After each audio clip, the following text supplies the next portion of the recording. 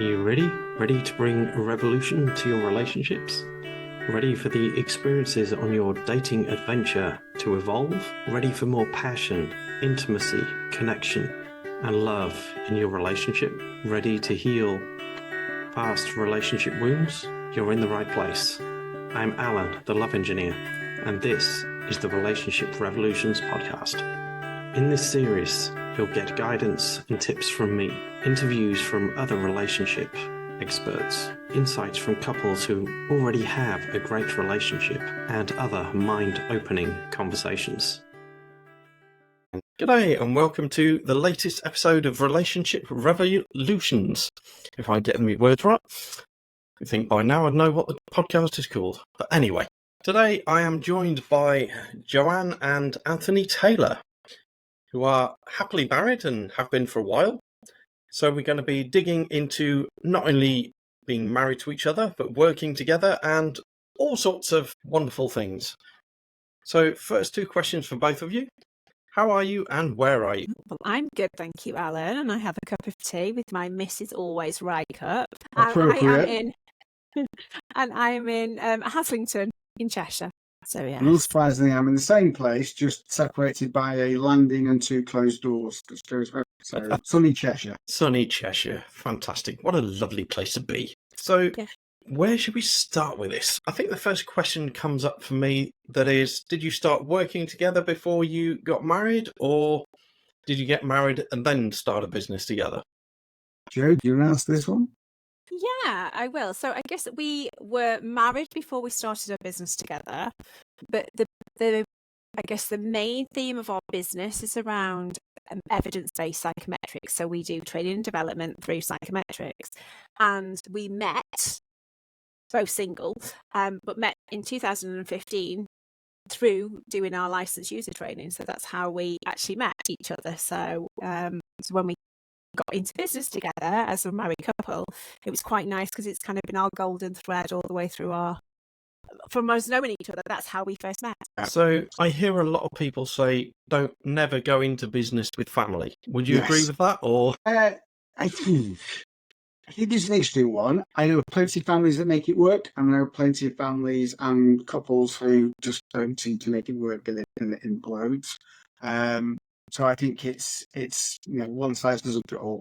It's not a statement that can apply to everyone. I think with both intimate relationships and business relationships, one of the biggest keys to it is communication. Yeah, absolutely. Absolutely. Yeah, and I kind of feel like we had a bit of a heads up before, because I know you talk about a lot around how people get together in their relationships, Alan, and actually how do you find your perfect match. But I guess we had some inside information about each other because we had our profiles. When we first met, we knew what our psychometric profile was like. We knew what we were getting into. So we knew that about each other.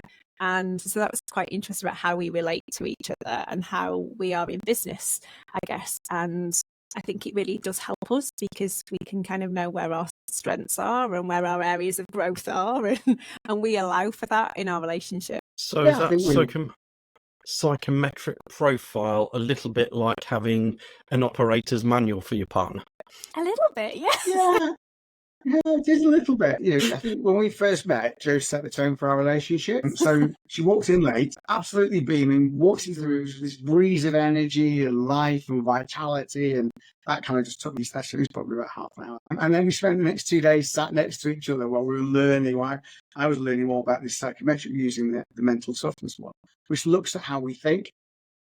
And like Jo said, we then got quite a bit of insight. I had to do some coaching at the end of the 2 days, didn't we, Jo? So we had to do some coaching around something with each other. So it really gave us a bit of a head start. And yes, I think it has. And funny enough, we pulled out our MTQ reports that we did the day we first met, and the ones we've both done again recently, and just seeing how we've both adapted and changed over time a little bit. So yeah, I think it gave us a bit of an insight. It's interesting, because I know a lot of people I've spoke to who are now divorced, where they'll say something like, the person I divorced is not the same person that I married. I didn't know what they were like before I married them, which, when you think about it, we don't really get to know somebody before we get married. Yes. Not and it's enough. Yeah, so true. And really about the things that are important to somebody and how they're going to respond. Because that's the thing that we generally fall out about in relationships. Yeah, we fall out about how the other person may respond. So that's what causes. So we did have that manual, I guess. We knew how we would butt heads straight away because we're both high on certain areas. So we're both super competitive. So you should see us when we have date nights, and like we do think we went axe throwing last month, and I was jumping for joy because I got the first bullseye. We are super competitive. We both like to be right. We've both got high levels of control. So the way Anthony loads the dishwasher is like he would say it's the right way. But if I was to go head to head with him every time, we would just be constantly like at each other's. We would just be biting each other's head off. So we learned to adapt because we understood how we would clash and how we would complement each other. Yeah. Yeah, I'm sure also, myself and my sorry, partner Alan, could. to interrupt. No worries. I'm sure myself and my partner could easily have arguments over how to stack the dishwasher and things like that. But at the end of the day, as long as the stuff's clean when it comes out, that's all that matters. Yeah, I'm with you, Yes, Alan. it is. Anthony's not so much. It is. It's about learning to understand what's important, what's not, what you're willing to let go. We both learned. It's been a journey of 9 years. We've both been married before, so we're not newbies to relationships or marriage. I think that sometimes helps as well. I know when I got divorced, I look back on it and think, what could I have done better? How could I have been a better husband? Spent quite a bit of time on that self-reflection bit. And even now, I think you said at the start, Alan, it's about communication.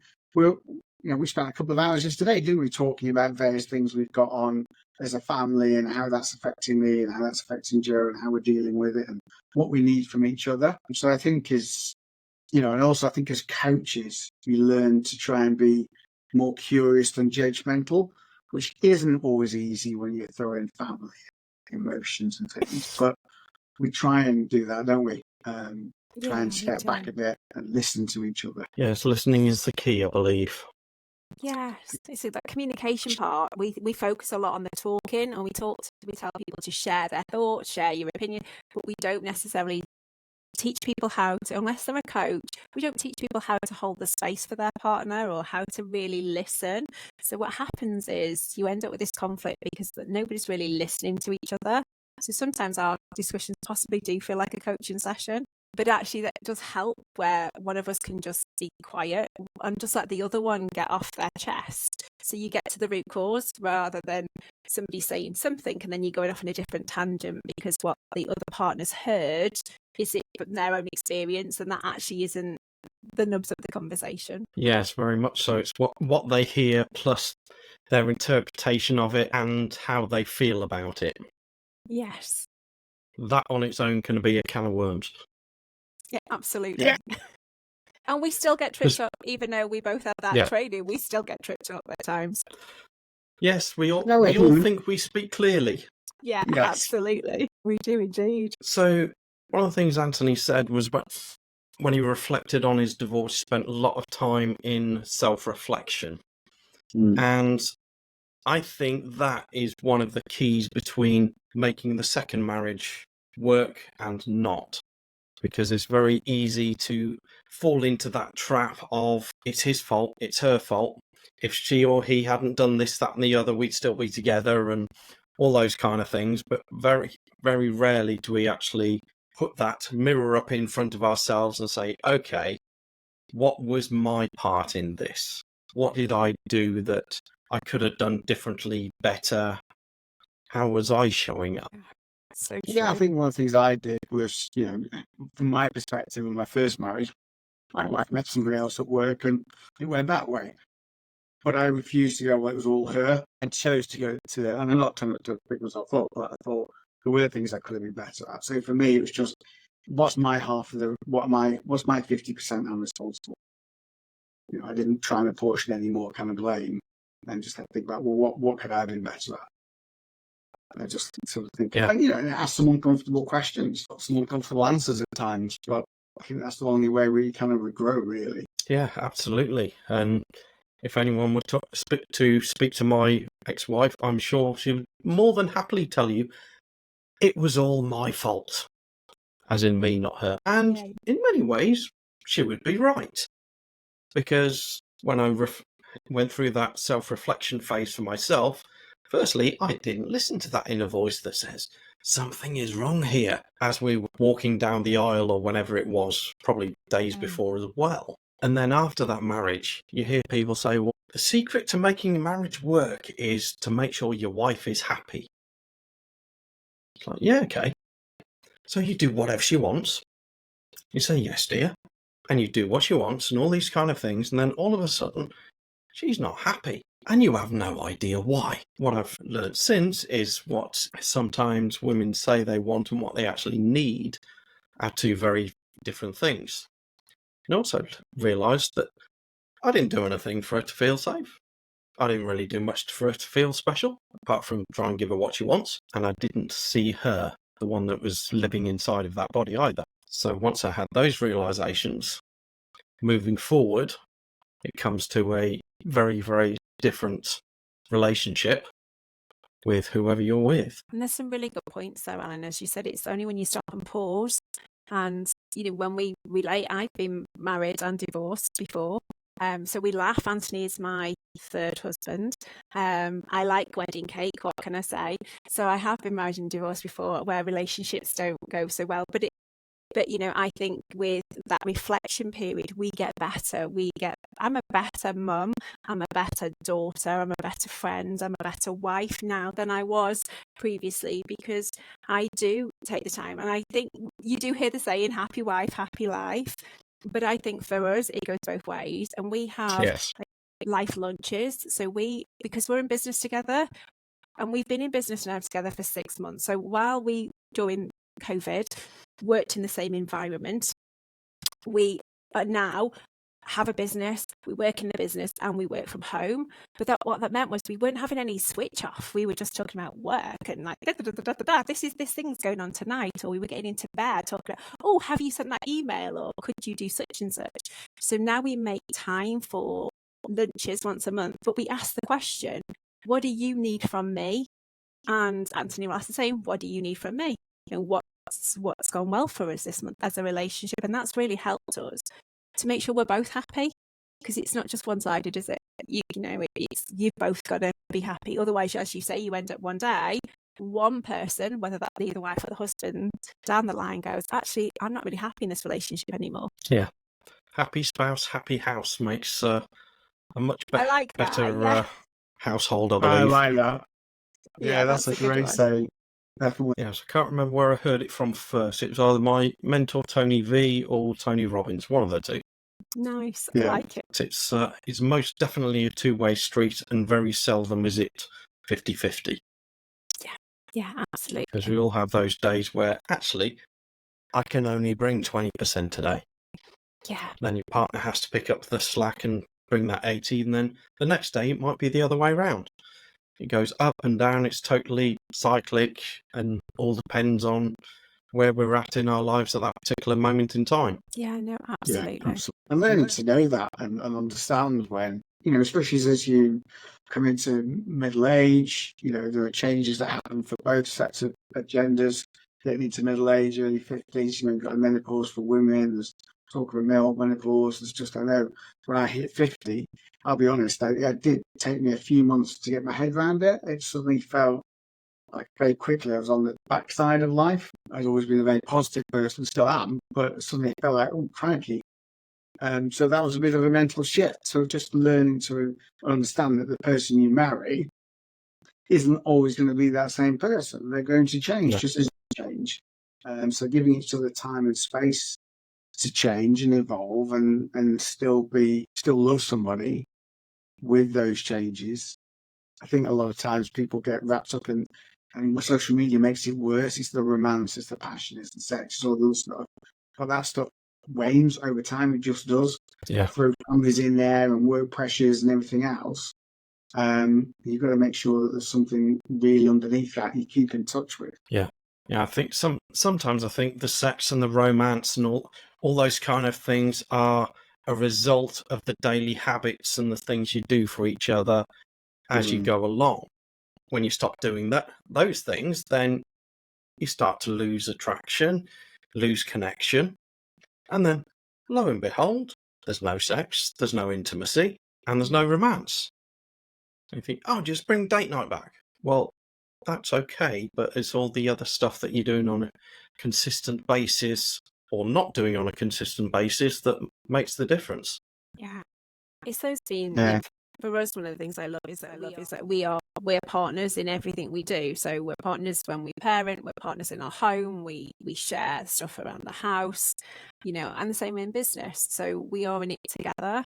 So it's leaning into those times. As you said, it's the small things. Anthony's got loads of little things that he does for me just to make my day better, whether that's a cup of tea in the morning, whether that's trying to be super quiet because he's a morning person and I'm not. So when he gets up at 6 o'clock for his walk, it's can he keep the dog quiet so he doesn't wake me up? And then hopefully I do things for him that really help his day to day. So it's the little things, it's those little habits. It's really important that we pay attention to them, really, because when they're not there, they're the things we miss. And as you said, there's a knock-on effect then for the affection, for the connectedness, for the romance that does suffer. Absolutely. I remember hearing it from a speech at a wedding I went to many years ago. I think it was the bride's grandfather who says, it's the little things that are important, and always remember, you are never too old to hold hands. It's Absolutely. And we still do a lot of that, don't we? Either it's in the car or whether it's for a walk in public. Yeah, it's just like I say, it's just important to do those little things. And I funny talk about the little things. I asked Joe a question the other day. I'd heard something on the podcast. I asked, what are the sort of micro frustrations that I might generate within things I do that are big in themselves, so perhaps warrant saying something, but if you're not careful, all those little things just can build up. So it just sparks an interesting conversation, didn't it? No, it did. Yeah. About micro frustrations and little things. So again, nothing massive, but just raises awareness. Yeah. It's a brick isn't very big, but once you start stacking these bricks up, all of a sudden there's a brick wall between you. Then it gets difficult to communicate. Absolutely. So what would you say would be top 3 lessons or learnings from previous marriages in... Do you want to go first, Anthony? I knew he was going to say that.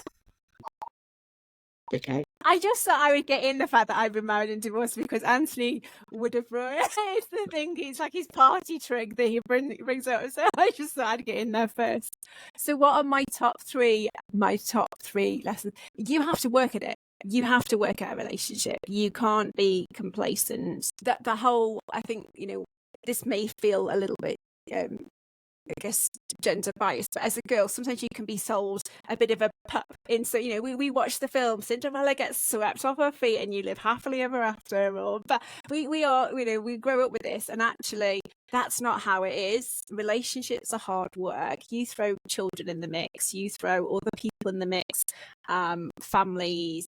Actually, it's hard. You do have to work at it. So that they don't show you, Cinderella shouting at Prince Charming for not putting the wash on, do you? That doesn't happen. But in life, that's how it works. So yeah, you always have to work at a relationship. Communication is key. I spent time previously in my previous relationship where some of those micro frustrations, as Anthony talked about, I just let them go, and I didn't mention them, but they became bigger things, much bigger things. And I think because of our communication, and we're better at communicating, that means my lessons, what I've learned now is I do hold the space, I do listen, I do pay attention, and it's 50-50.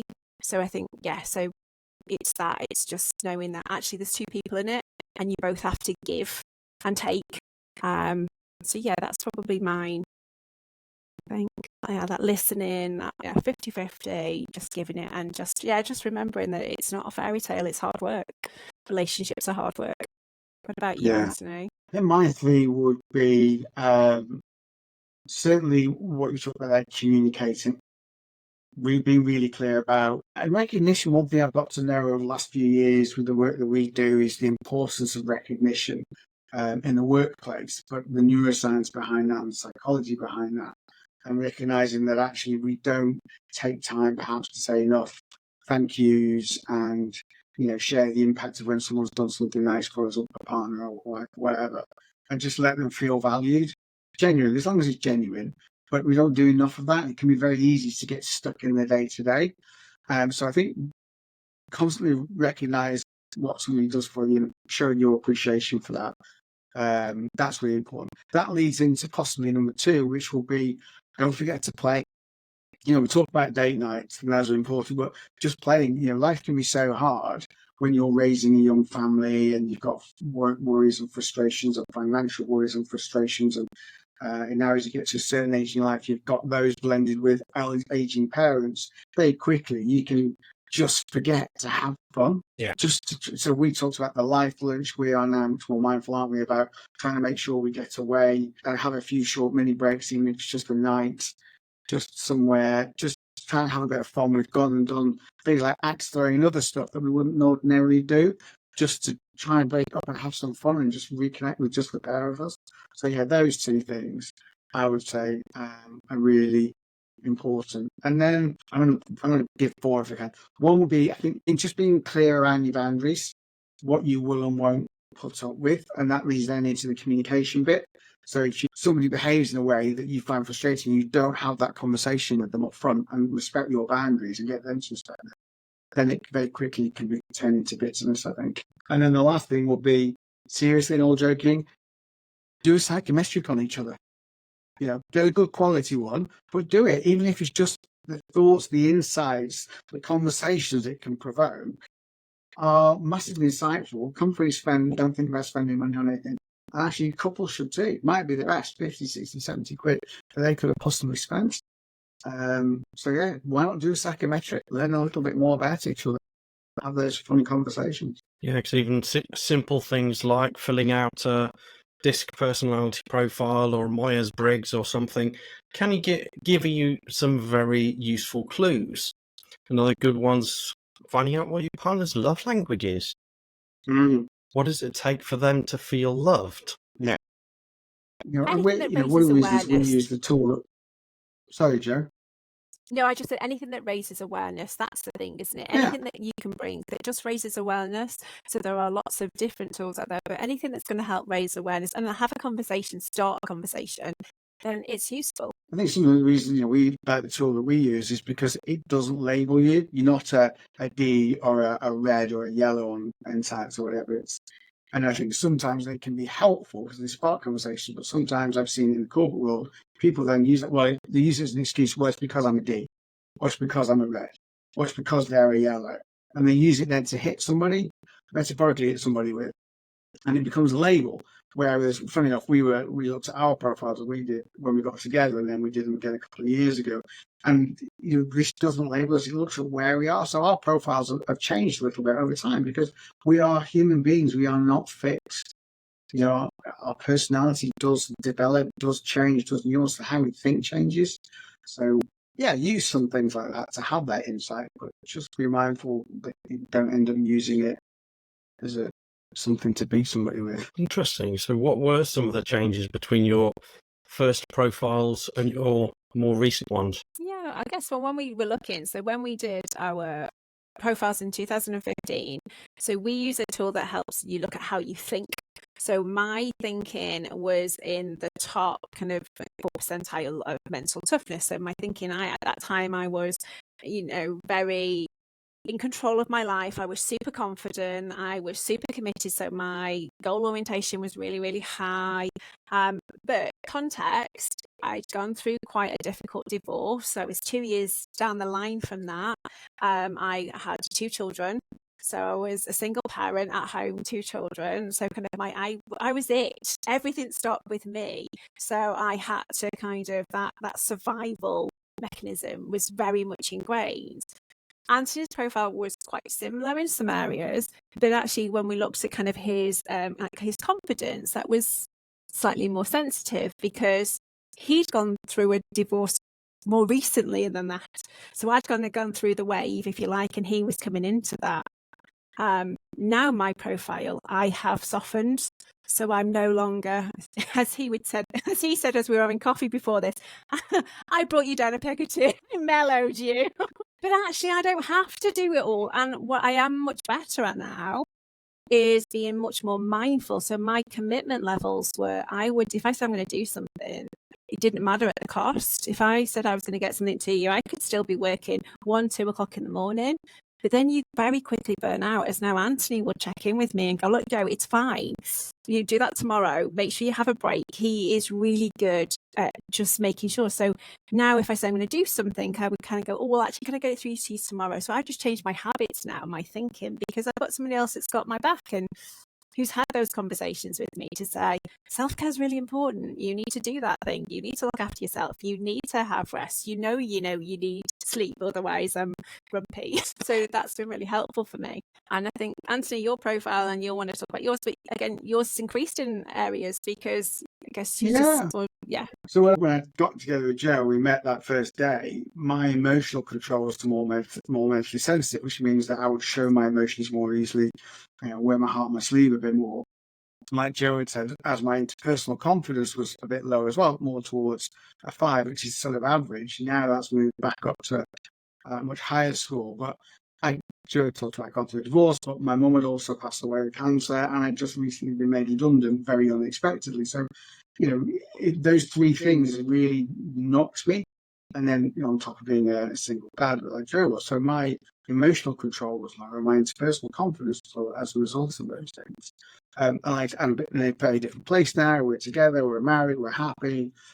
So actually my emotional control has improved, and my interpersonal confidence has come back up again. So it's, we're not static in our lives.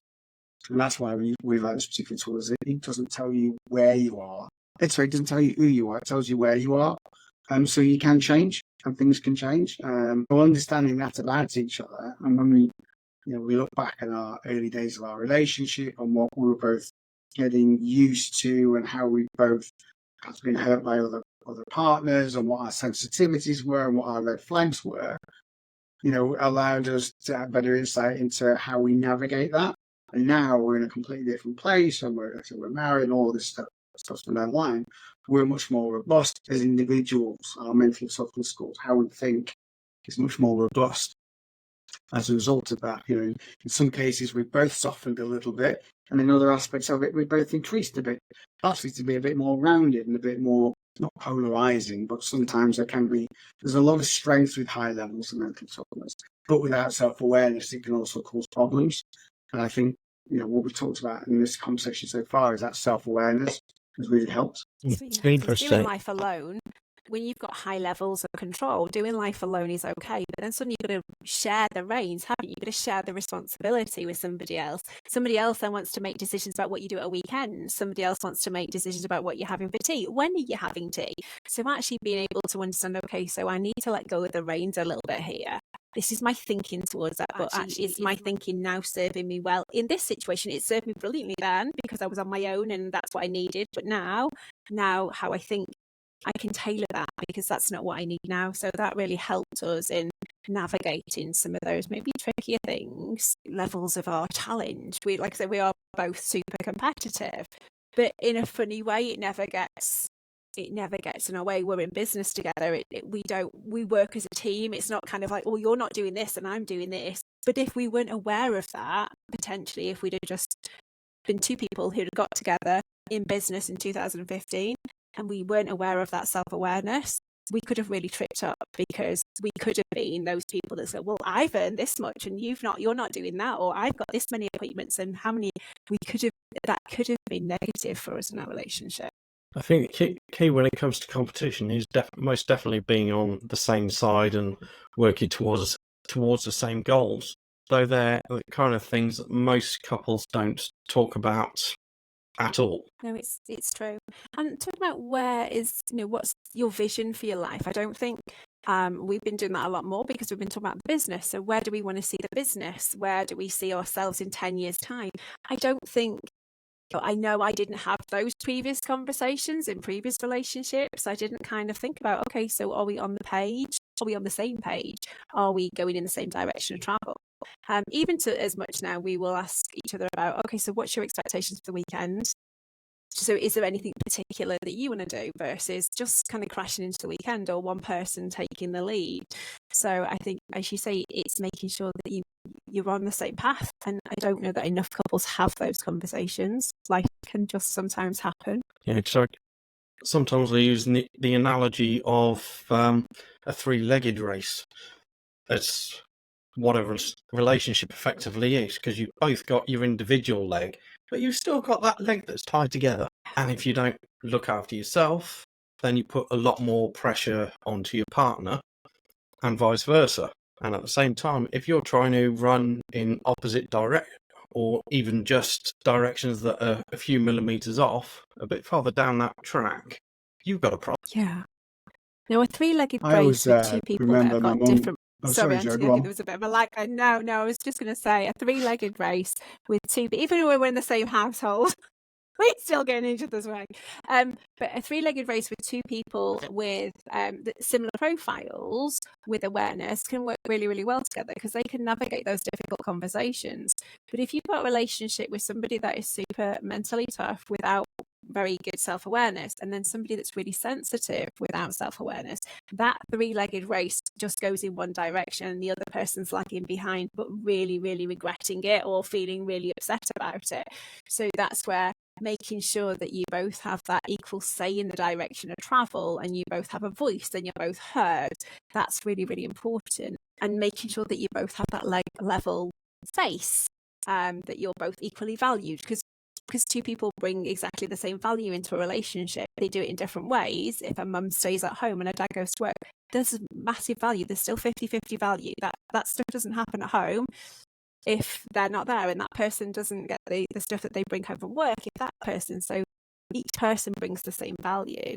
But if you've got somebody that's slightly less aware and their profiles are polar opposites, you can see the conflict. Anthony, you were going to say about your mum? Yeah, I was going to say, I remember saying, mum said to me, it wasn't such a saying, but she said, look, you've got to look after yourself first. So as to your point, how then you can then look after yourself as a couple. And then, because if you don't look after yourself as a couple, how can you look after kids? And I think one thing I've seen, and perhaps I look back at my first marriage maybe, was kids can be so consuming that adults, parents, put the needs of the kids so much before themselves, and then there's a couple, that there's nothing left. It very easily breaks down. Well, how does that help the kid if the relationship breaks down, or the children? So actually, I think it has to, me, my belief, and like others have agreed, you've got to look after yourself, and you've got to look after your relationship, and then you look after the children and all of it. It doesn't work over time if that is reversed. Yeah, so I think the two individuals set the tone of the relationship, and the relationship sets the tone for the children. Yeah. But I often see, and perhaps think in my background, that actually it was all about the kids too much, and that was unhealthy. Because we all love our kids like nothing else, and we'd do anything for them, but it's very easy to overlook that relationship that brought the children in the first. Not just brought the children, but supports the children, because we both see the impact of divorce on kids as whatever. And it's just, it might be very balanced, but it still does have an impact. For some children, some relationships has a massive impact, and children never get over it. Others manage to smooth that over. But there's always an impact. Oh, most definitely. Not just. Even with my two, we lived in the same house for, I think it was 5 months. So my kids have got no recollection of us living together at all. Yet there is still that part of them that would love nothing more than to have mum and dad together. It's never going to happen, and they're very well aware of that. But that thing is never going to go away. Yeah, it's difficult. Yeah. And then when you get through that, it's the blended family, because 9 times out of 10 when people, if their marriage breaks down and they meet somebody else, 9 times out of 10 you're meeting somebody that's older that has got additional stuff that they're bringing into the relationship, and then you're in a whole new world of parenting because you're co-parenting in a blended family, and then suddenly you go from 2 sets of parents. Like in our case, we've got the 6 of us. So because there's parents on other sides. So Anthony has children from his first marriage. I've got children from my first marriage. And see, then suddenly you're in this big group of parenting skills that are all a little bit different, or a little bit. So you're navigating that. So making sure that you have that time for yourselves, that can be all consuming. You can end up just talking about different parenting styles and what the kids have done or the things that we can't control. And then, you can very easily get sucked into that. So it's important to just have that relationship time. Yes, and I think the parents of mum and dad, if you like, be it his side, her side, be it a step side, can very easily come between the mum and the dad if that communication isn't there, if they're not making that relationship a priority. Yeah. Because, kids are brilliant at finding the parent that's got the weakest, aren't they? They're like, oh, mum says. She said, yeah. So they're great. So if you're not a team, kids are pretty savvy. They can call us out. So you have to be on the same page. So my partner's got a 6-year-old daughter, and a few weeks ago she came to me and says, oh, can I have such and such? So I thought, I've got a pretty good idea what your mum would say. So she says, what would your mummy say to that question? She'd say no. I said, well, you've got your answer then, haven't you? Yeah, it is. And that communication. They are so good at Oh, yes. smell weakness from a parent. Who's the one that's going to give in? They can sniff it out. Yes, if mum won't give me what I want, I'll go and see dad and say, mum said. Yes. Yeah, I don't know how they did it, but my parents always seemed to have the same answer. Even if they weren't in the house at the time. It's like, how is this possible? It's like, do they have telepathy or magic or something? Yeah. Just good communication and being on the same page. Yeah.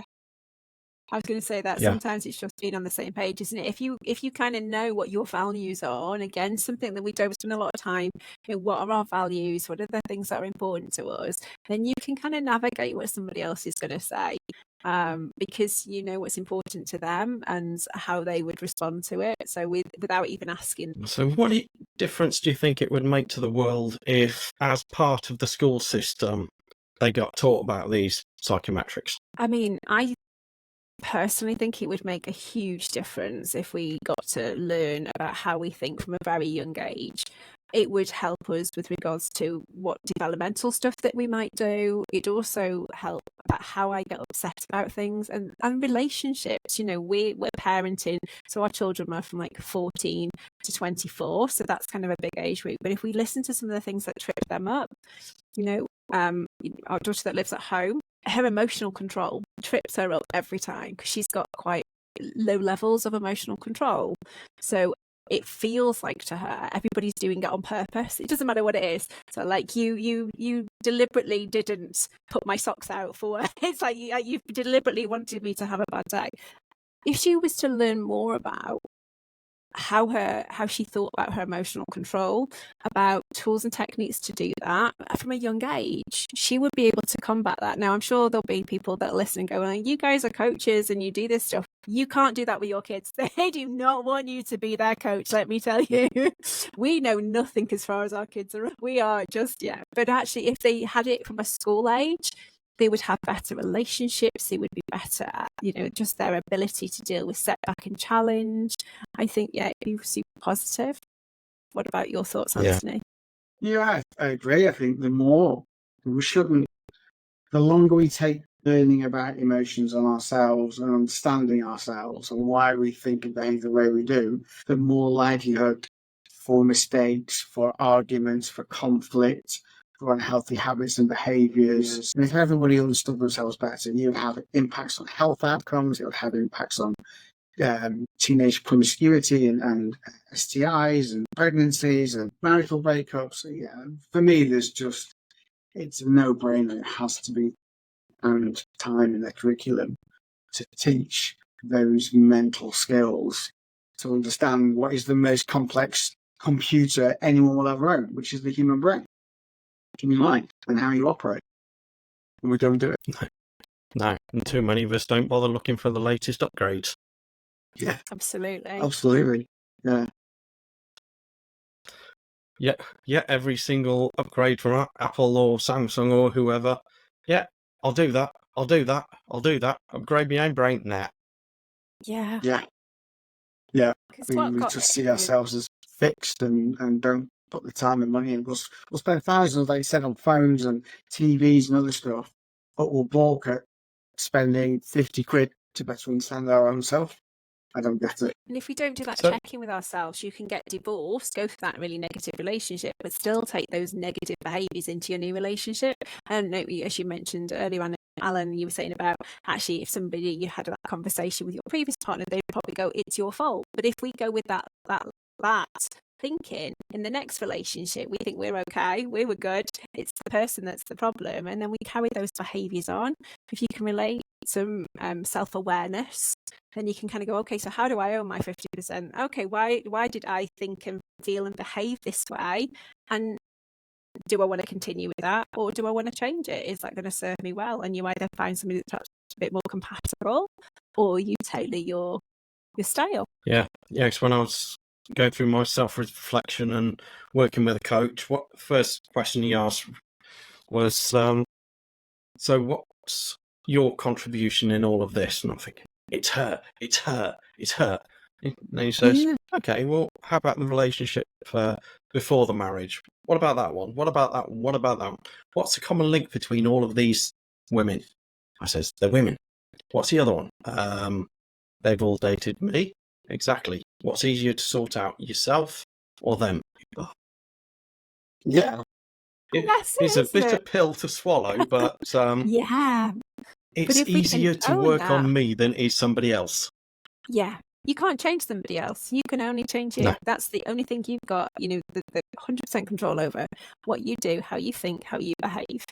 But owning that can be, as you say, a really bitter sweet pill to digest, because then it's like, oh, so I'm the problem. It's like, And I'm also the solution. Yes. And that's it. Once we frame it that way, Alan, I think that's really powerful. Stop seeing ourselves as the problem. But the other side of that is like, well, I'm almost the solution. That gives us a sense of agency back. Yeah, very much so. So how old's the youngest person you've actually done any psychometrics on? So I have done it with a group of 15 to 16-year-olds from, so I was working on a project in Liverpool, and they were looking at transition to school. So they were trying to look at how were they going to transition from GCSEs into whatever career opportunity they would go. So I worked with a team. We looked at their profiles. We were able then to get the mentors to do some one-to-one support. So it helps them do individualized support versus kind of everybody gets the same. So it gives them a bit more, a thought process. And then we can measure them at the end to see the impact. And so that's really positive, because you've got children that perhaps, so confidence and abilities is a key one. A lot of students and people we talk about, we coach loads of people. Confidence and abilities is a big one that trips people up, because it doesn't matter whether you've got the abilities, you can have all the skills, the knowledge, expertise, but if you don't believe that you have, it holds you back. So for those students that were really clever, they could do the stuff that they wanted to do, but then didn't believe that was in their grasp, then some of them didn't even put forward to go and have a look at a college, didn't have a look at, because they just didn't believe that was even possible for them. So by giving that information to the mentors, they were able to help develop those skills for them, build that confidence. So they did start to believe that, that this is possible for me. Even somebody like me with my background, this is still a possible route. So yeah, that's the youngest I've worked with. So it's an interesting question to ask your partner for anyone who's listening, and you two can ask each other now or later if you like. Okay. What is the one thing that your spouse can do for you to make today a 10 out of 10? For me, it'll be the tea tonight, because I'm coaching until 7:30, so he's definitely on the on the tea duty. You want that before or after your coaching session? Probably after, but just when I finish, that would be amazing. That would make a great day, because then I can finish my day and think, I don't have to think about anything else for the evening. You ready for soap or something? Uber Eats. Yeah. Yeah. What about you, Anthony? You can nip down to the shop and get me a cold Coke Zero. Or buy me an ice cream if the ice cream van comes around about 4:30. We're easily pleased, aren't we? Absolutely. Sometimes that's the best way. Yes. So for anyone who's listening to this and would like a psychometric profile or like to learn more about all this kind of thing, where can they find you and how can they get in touch with you? We're both on LinkedIn, aren't we? So you could just We are look us indeed. up on LinkedIn, Anthony Taylor or Joanne Taylor. Or you could go to our website, aqrconsulting.co.uk. But yeah, we're on LinkedIn probably too much of every day. Yes, I find it's easy to get distracted on all social media platforms. You go on there to post something and all of a sudden, 3 hours later, Yes. and you still haven't posted it. Yeah, it's a time mover, isn't it? It just sucks the time. It certainly does. So if you could pick up a magic telephone and put a call through to your younger self before they got married for the first time, what would they need to hear from you today? Mine would be simply spend more time understanding yourself and working on your... Yeah, I would probably go along very similar lines with the fact that you don't need anybody else to do the things that you want. And what I mean by that is, so I got married very young. I was only 18 when I got married to my girl's dad. So I was quite young, and I thought, oh, that's what I need. I needed to follow the life rules, get married, have children. That would be the thing, and it would give me all. But actually, I could do everything I wanted myself. I don't need to be in a relationship. My relationship complements everything I've got, and my life is better because Anthony's in it. But I think I thought when I was younger, I needed a relationship. So I think that's what I'd have told myself. I would have said, you're enough and you can do it all. Find somebody that complements that. So yeah. Beautiful. And how about yourself, Anthony? Yes, I think what I said, I would go back to myself and say you need to, spend more time understanding who you are, what your values are, and what's really important to you, and then just trust yourself in that respect. So yeah, spend more time learning about yourself. Being a better version of you will more likely lead to being a better partner. Excellent. So, final question. As this podcast is called Relationship Revolutions, from your perspective, if there was one thing that would bring a revolution or evolution to the world of relationships and dating, what would it be? Social media would disappear overnight.